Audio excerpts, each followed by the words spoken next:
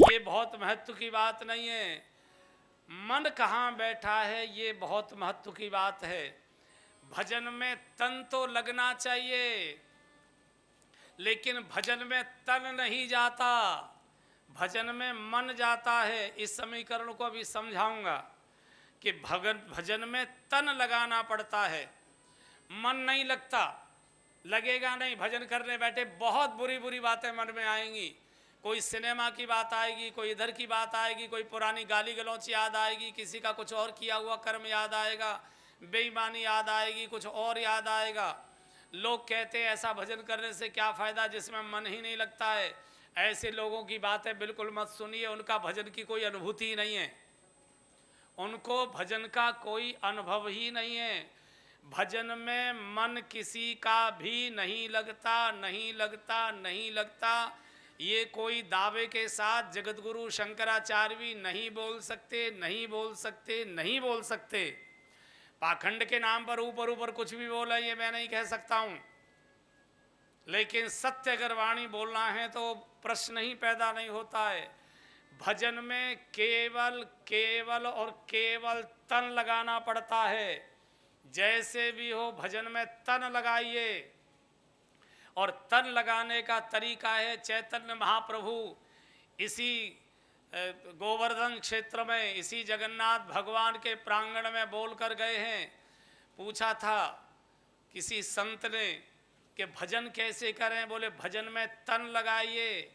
और तन लगाने का एक तरीका है, कोई न कोई भजन का एक नियम बनाइए, और जब तक नियम पूरा न हो जाए, आज हमारा नियम पूरा नहीं हुआ बात नहीं करेंगे किसी से, आज हमारा नियम पूरा नहीं हुआ चाय नहीं पिएंगे, आज हमारा भजन का नियम पूरा नहीं हुआ जलपान नहीं करेंगे, आज हमारा भजन पूरा नहीं हुआ भोजन नहीं करेंगे, आज हमारा भजन पूरा नहीं हुआ किसी को बोलेंगे नहीं, आज हमारा भजन पूरा नहीं हुआ है दोपहर का भोजन नहीं करेंगे, आज हमारा नियम पूरा नहीं हुआ है अखबार और टीवी नहीं देखेंगे, आज हमारा भजन का नियम पूरा नहीं हुआ है रात्रि को सोएंगे नहीं, जाग कर रात्रि को चारपाई पर बैठकर नियम पूरा करेंगे, लेकिन करेंगे।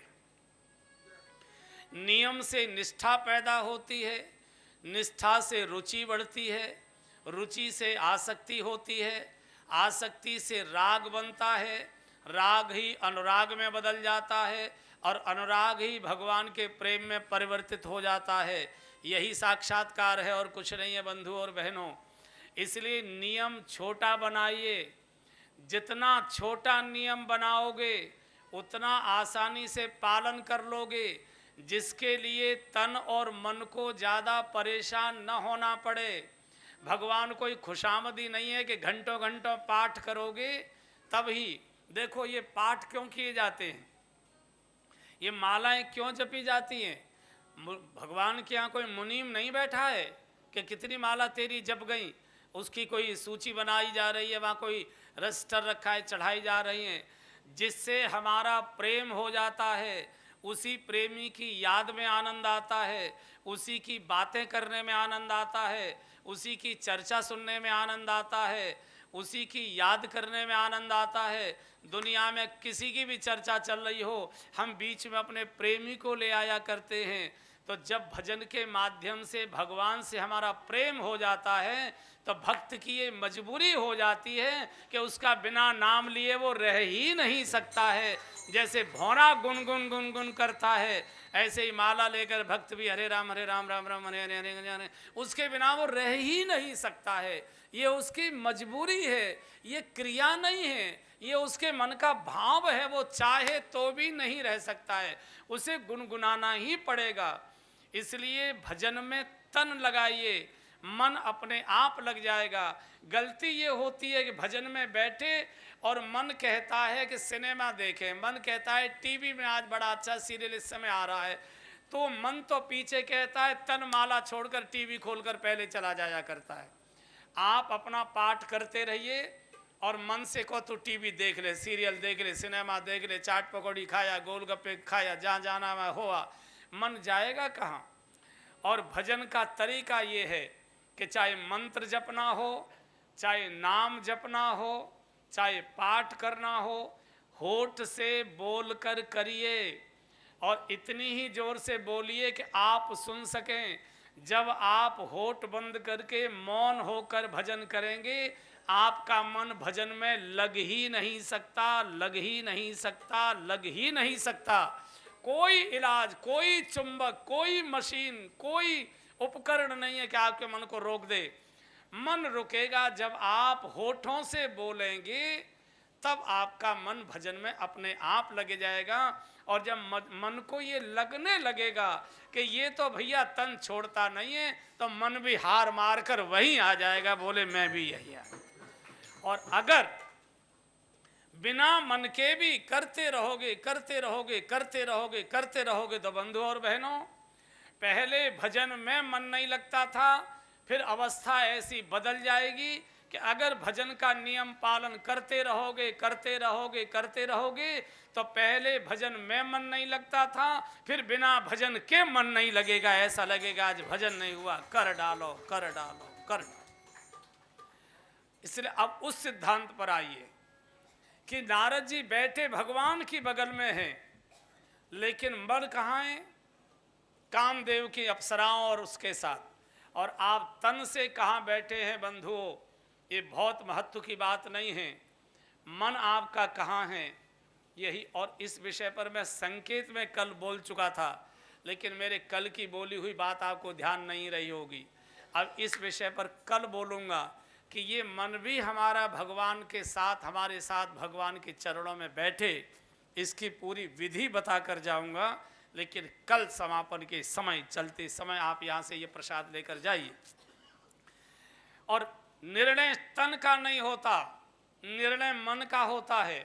जो तन करता है उसे तन भोगता है, जो मन करता है मन के चिंतन से अगला जन्म मिलता है और भगवान का साक्षात्कार होता है, भगवान का दर्शन होता है।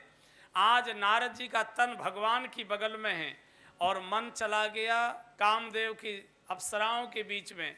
और हमारे अखंडानंद जी भगवान महाराज बहुत सुंदर सुनाया करते थे, बोले भैया निर्णय तन का नहीं है कि तेरा तन जगन्नाथ जी में बैठा है कि दुकान पर बैठा है, तेरा मन कहाँ बैठा है इस पर निर्भर करता है। और बड़ा सुंदर उदाहरण सुनाया करते थे। एक शहर में एक मंदिर था, उसके सामने एक वैश्या का कोठा था। वैश्या के यहाँ शाम को नाच गाने वाले आए और मंदिर में मंदिर का पुजारी पूजा अर्चना करे। लेकिन जब शाम को यहाँ ठुमके लगें तो ये पुजारी का मन लगे नहीं, बैठा है तो पुजारी मंदिर में, लेकिन ध्यान जा रहा है कि क्या ठुमके, क्या वाह वाह, क्या गायन, क्या संगीत, क्या ये जिंदगी मेरी पत्थर के ही सामने निकल जाएगी। आनंद तो वहाँ उमड़ रहा है, अब जा नहीं सकता है क्योंकि मर्यादा है, कमेटी है, जाए तो जाए कैसे, बड़ी मुश्किल है। इधर ये जो वैश्या थी ये नाचती थी लोगों के बीच में, चूँकि पैसा कमाना था, लेकिन कनखियों से रोते रोते हमेशा ठाकुर जी के मंदिर की ओर देखा करती थी। प्रभु मेरी सारी जिंदगी इन पुतलों को रिझाने में निकल जाएगी क्या? कभी आपके चरणों का दर्शन मुझे मिलेगा कि नहीं मिलेगा? कभी आपके चरणों में आगमन मेरा होगा कि नहीं होगा? ऐसे मन रोता था और नाचती थी लोगों के बीच में। संयोग से दोनों की मौत हो गई, एक ही दिन हुई, एक ही समय हुई। तो ये दोनों चित्रगुप्त के यहाँ उपस्थित किए गए। चित्रगुप्त ने कहा भाई फाइल दिखाओ, तो फाइल देखी गई। तो पहले पंडित जी की फाइल देखी, पंडित जी की फाइल देखी तो कहा कि साहब इसमें तो नरक का योग है, इसको तो नरक में जाना है। पंडित जी ने कहा चलो देखते हैं। सोचते ये कहाँ जा रही है, तो नरक में ही जाएगी, चलो वहीं दोनों की भेंट हो जाएगी, नीचे तो हुई नहीं, चलो वहीं अपना चलेगा काम, वहीं नाचेंगे गाएंगे। तो ये इंतजार कर रहा था। बोले इसकी फाइल, बोले हाँ देखो भाई इसकी फाइल। बोले महाराज इसके तो स्वर्ग के योग हैं, इसको तो स्वर्ग में जाना है। पुजारी भड़क गया, बोले कोई न्याय है? ये अन्याय तो धरती पर भी नहीं है। जीवन भर मैंने भगवान की पूजा सेवा की, मुझे नरक, और जीवन भर ये लोगों को रिझाती रही, नाच गाना करती रही, इसको स्वर्ग, ये कोई न्याय है आपके यहाँ? सब अंधे हैं आपके यहाँ? बोले नहीं पुजारी जी नाराज मत होइए, हमारे यहाँ केवल रजिस्टर ही नहीं लिखा जाता, हम सीडी भी रिकॉर्ड करते हैं, सीडी भी रिकॉर्ड। ये सीडी प्रकरण तभी से चले हैं, सीडी प्रकरण ये तभी से चले। सीडी लगाई गई, निकाली गई, प्लेयर पर सीडी लगाई गई, प्लेयर देखा गया तो पुजारी जी की लगी है। तो पुजारी जी बैठे हैं मंदिर में और देख रहे हैं तिरछी निगाहों से अटारी की ओर, क्या नाच हो रहा है, क्या नाच हो रहा है, क्या नाच हो रहा है। प्रसाद लेने आया, दे रहा प्रसाद भी उधर ही देख के कर रहा इनकी सीढ़ी। अब जब वैश्या की सीढ़ी लगाई गई तो वैश्या नाच रही है लोगों के बीच में, लेकिन तिरछी कनखियों से देख रही है भगवान की ओर, भगवान कब दर्शन होंगे, कब दर्शन होंगे, कब दर्शन होंगे। तो चित्रगुप्त ने कहा, पंडित जी तन आपका कहाँ बैठा था, निर्णय हमारे यहाँ तन का नहीं होता, मन आपका वैश्यालय में था, जाओ नरक में, और इसका मन शिवालय में था, जाओ स्वर्ग के अंदर। निर्णय मन से नहीं, निर्णय तन से।